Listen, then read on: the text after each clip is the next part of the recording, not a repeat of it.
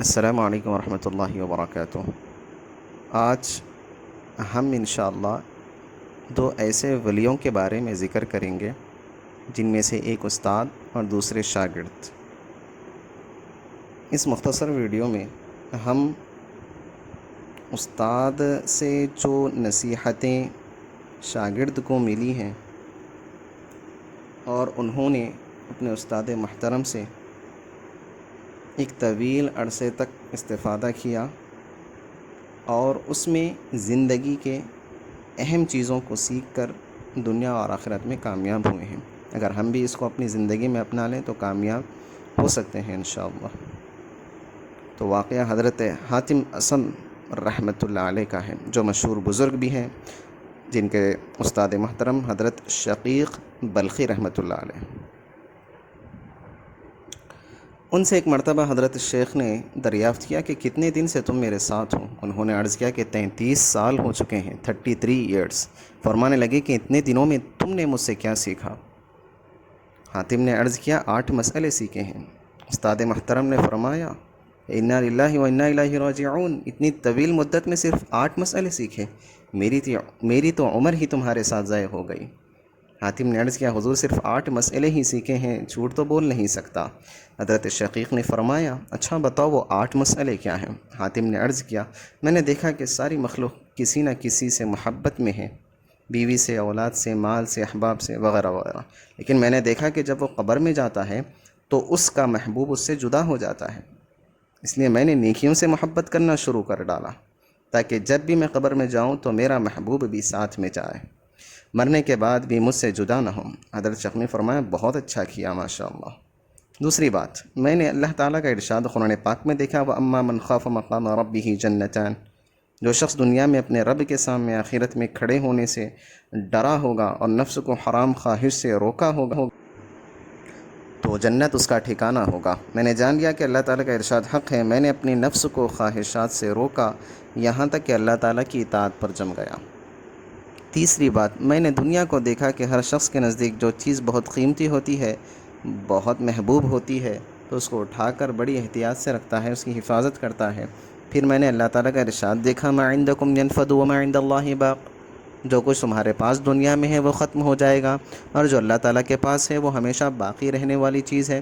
اس آیت شریفہ کی وجہ سے جو چیز بھی میرے پاس ہو، جو زیادہ پسند آئی ہو، تو میں اللہ تعالیٰ کی طرف، اللہ تعالیٰ کے پاس بھیج دیتا ہوں تاکہ ہمیشہ کے لیے وہ چیز محفوظ ہو جائے۔ چوتھی بات، میں نے ساری دنیا کو دیکھا کہ کوئی شخص مال کی طرف، تو کوئی حسب و نسب کی طرف، شرافت کی طرف، کوئی فخر کی چیزوں کی طرف، یا ان چیزوں کے ذریعے سے اپنے اندر بڑائی پیدا کرتا ہے، اپنی بڑائی ظاہر کرتا ہے۔ پھر میں نے اللہ تعالیٰ کا ارشاد دیکھا کہ ان اکرمکم عند اللہ اتقاکم، اللہ تعالیٰ کے نزدیک تم سب میں بڑا شریف وہ ہے جو سب سے زیادہ پرہیزگار ہو۔ اس بنا پر میں نے تقوی اختیار کر لیا تاکہ اللہ تعالیٰ کے نزدیک شریف بن جاؤں۔ پانچویں بات، میں نے لوگوں کو دیکھا کہ ایک دوسرے پر تان کرتے ہیں، عیب جوئی کرتے ہیں، برا بھلا کہتے ہیں، سب حسد کی وجہ سے ہوتا ہے، ایک کو دوسرے پر حسد آتا ہے۔ پھر میں نے اللہ تعالیٰ کا ارشاد دیکھا نحن قسمنا بینہم معیشتہم، دنیاوی زندگی ان کی روزی ہم نے ہی تقسیم کر رکھی ہے، اور اس تقسیم میں ہم نے ایک کو دوسرے پر فوقیت دے رکھی ہے تاکہ اس وجہ سے ایک دوسرے سے کام لیتا رہے، سب کے سب برابر ایک ہی نمونے کے بن جائیں، تو پھر کوئی کسی کے کام کیوں کرے، کیوں نوکری کرے، اور اس سے دنیا کا نظام خراب ہی ہو جائے گا۔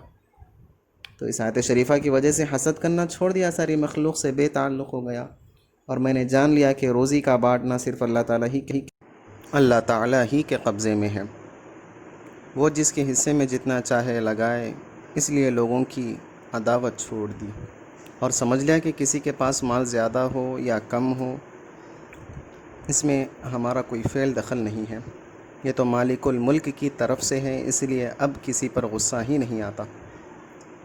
اس کے بعد چھٹی بات، میں نے دنیا میں دیکھا کہ تقریباً ہر شخص کسی نہ کسی سے لڑائی ہے، کسی نہ کسی سے دشمنی ہے، اور کیا تو دیکھا کہ اللہ تعالیٰ نے فرمایا ان الشیطان لکم عدو فاتخذوہ عدوا، शैतान बिलाशुबा तुम्हारा दुश्मन है, बस तुम उसके साथ दुश्मनी ही रखो, उसको दोस्त न बनो। बस मैंने अपनी दुश्मनी के लिए उसी को चुन लिया और उससे दूर रहने का इंतहाई कोशिश करता हूँ। इसलिए जब हक़ तआला ने उसके दुश्मन होने को फरमा दिया तो मैंने उसके अलावा से अपनी ही दुश्मनी हटा ली। उसके बाद 7वीं बात, मैंने देखा कि सारी मखलूक रोटी की तलब में लगी रही, उसी की वजह से अपने आप को दूसरों के सामने दलील करती रही, नाजायज़ चीज़ें इख्तियार करती रहीं। फिर मैंने देखा कि अल्लाह ताला का इरशाद है, वमा मिन दाब्बतिन फिल अर्द इल्ला अलल्लाहि रिज़्क़ुहा, कोई जानदार चीज़ ज़मीन पर चलने वाला ऐसा नहीं है कि जिसकी रोज़ी अल्लाह ताला के ज़िम्मे न हो। मैंने देखा कि मैं भी इन्हीं ज़मीन पर चलने वालों में से एक हूँ जिनकी रोज़ी अल्लाह ताला के ज़िम्मे है। बस मैंने अपने औक़ात उन चीज़ों में मशगूल कर लिए जो मुझ पर अल्लाह ताला की तरफ से लाजिम है।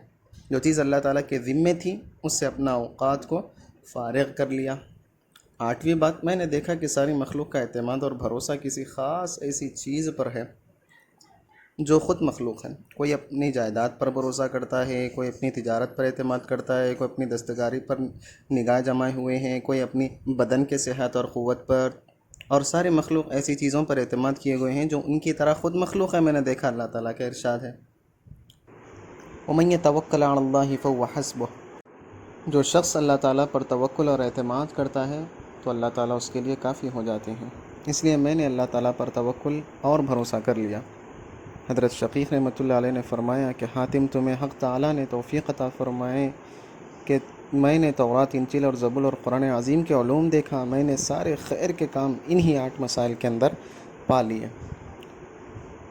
तो जो इन 8 बातों पर अमल करे उसने अल्लाह ताला की तरफ से नाजिल करदा चारों किताबों के मज़ामीन पर अमल कर लिया। इस किस्म के उलूम को उलमाए आखिरत ही पा सकते हैं, और दुनियादार आलिम तो माल और जाह के ही हासिल करने में लगे रहते हैं। अल्लाह ताला से दुआ है कि हमें अल्लाह ताला दुनिया व आखिरत में कामयाबी और कामरानी अता फ़रमाए और इन 8 बातों पर अमल करने की तौफ़ीक़ अता फ़रमाए। आमीन बिजाहि ताहा व यासीन व सल्लल्लाहु तआला व सल्लम अला खैरि खल्क़ि सय्यिदिना मुहम्मद व अला आलिहि व अस्हाबिहि अजमाइन वल्हम्दुलिल्लाह।